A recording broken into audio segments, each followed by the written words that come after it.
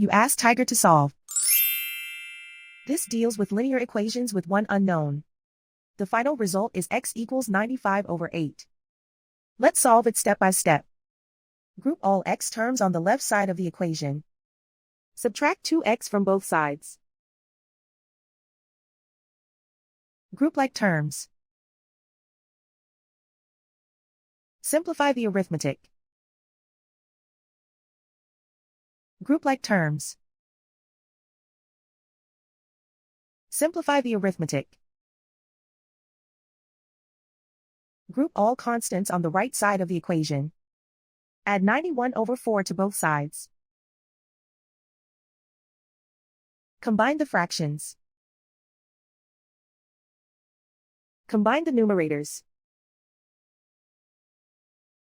Reduce the zero numerator. Simplify the arithmetic. Convert the integer into a fraction. Combine the fractions. Combine the numerators. Isolate the x. Divide both sides by 2. Simplify the fraction. Simplify the arithmetic.